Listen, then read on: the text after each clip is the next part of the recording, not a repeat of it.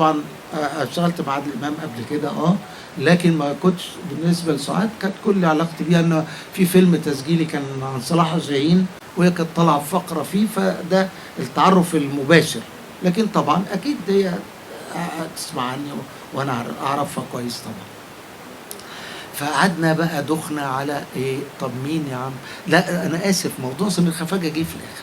الاول رحنا المنتجين عاديين، رحت لحسين الصباح وكان في الوقت ده منتج كبير جدا موزع مشهور فقال قوي ورحب بيا جدا واهلا وسهلا. انا كنت عملت بس شقه في وسط البلد يعني، لكن فقال لي طبعا هناخد منك الفيلم بس مش عادل امام، سعاد حسني تحت امرك.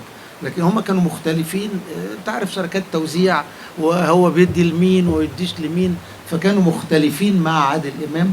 وقال لي لا عادل امام لا. قلت له قوي تحت امرك، ونزلت من عنده. هو كان فوق الامريكان مكتبه، بعت له بوكيه ورد. قلت له والله انا اعرف ان المخرج هو اللي يختار الممثلين، انا ماليش دعوه بالسينما. انا يعني ما اتعودت راجل مخرج تلفزيون انا اللي بختار الممثلين، لكن يقولوا لي السينما بقى المنتج. ونمشي. بعد كده كان طنوس فرنجيه منتج اخر بينتج موعد على العشاء، فكان عايز سعاد حسني بقى فقال لها جايب لك فيلم وقالت له ماشي كويس عشان يشجعها ان تخلص يعني. مضينا فعلا وخدنا عربون من طنوس فرنجيه. وبعدين فوجئت بعد ما خلص موعد على العشاء وخد منه اللي هو النسخه بقت في ايده، قال لا والله انا ما يعني مش مستعجل على الحكايه دي وبتاع، وانا لا مش هعمل الفيلم ده، ولو ممكن عايز العربون. انا رجعت له العربون ساذج. انا ابراهيم قال لي لا، هو اللي رجع في كلامه ما رضيش يرجع من قصص طريفه حوالين الفيلم. فقعدنا جت بقى بعد كده سمير خفاجه قال لي لا، ما انا بقى مع عادل امام انا اولى بيه وبتاع، وسعاد طبعا. وابتدى الفيلم حقيقي. طبعا عادل امام كان قرا سعاد خلصت شغلها وبتاع وقالت ايه، انا يعني يا ريت نقرا مع بعض. وفعلا عزمتنا في بيتها على كوارع انا وابراهيم موجي بيتها اللي في الزمالك ده.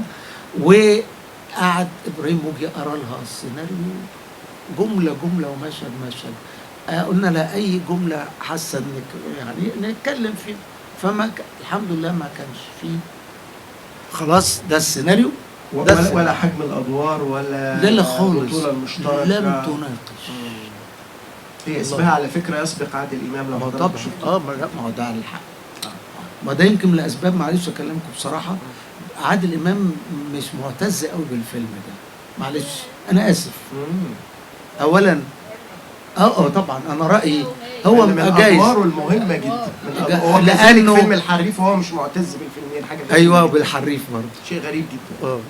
الحريف طبعا الحريف استاذ لا هو يمكن عشان كميه الكوميديا فيه مش كبيره، ده سبب تاني انه في الوقت ده ايوه بس سعاد سبقك يعني الحق. ما احنا انا طبعا ده رايي في العناوين ترتيبها، بس المنتج مشارك معايا يعني. العناوين بالتحديد منتج بيبقى اساسي لحقه ان هو يتكلم في ترتيب، فهو الترتيب ده ترتيب بالاتفاق مع المنتج او المنتجين.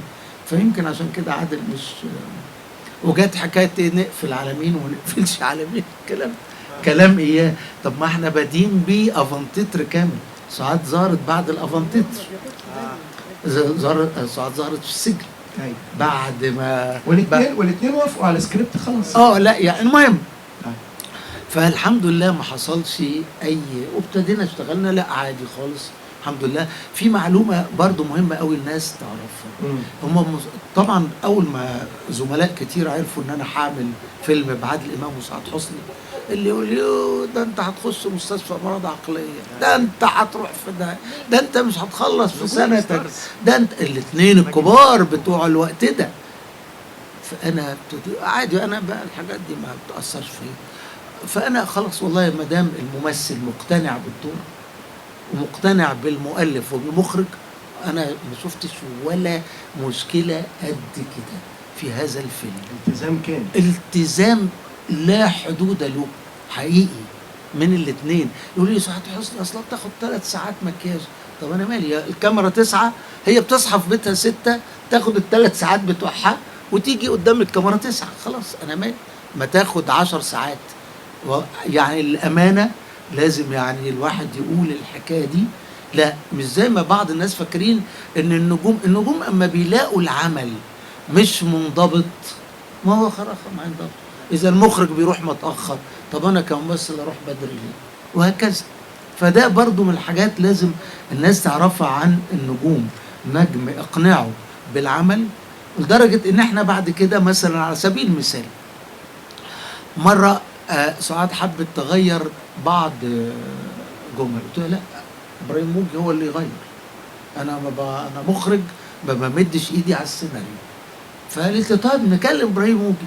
انا كنت متفق لان انا عارف ان سعاد في الوقت ده نما الي وبلغني ان في ناس اسفين وانه ما يهمهمش ان تتعمل التركيبه دي ومحمد فاضل ايه وكده.